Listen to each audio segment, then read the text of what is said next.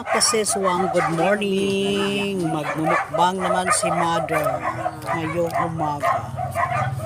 Inihaw na isda with fried rice with saging isang piraso. Yan. Bagong ligo si Mamita ngayong umaga. Fresh na fresh. Sarap ng kain ni Mamita. Tingin sa kamera, hindi palagi nakaano kahit saan tumitingin. Mika shout out po sa inyong lahat mga kaseswang. Isa sa mga favorite ni Mamita na mga isda, mga pula-pula. Kaso lang hindi siya makitang pula kasi kasi akin siyang inihaw ngayong umaga. Tapos may saging na isang piraso.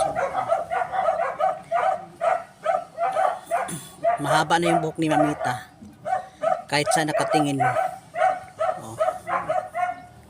Thank you so much. Walang sawang supporter niyo sa amin ni Mamita. Keep watching.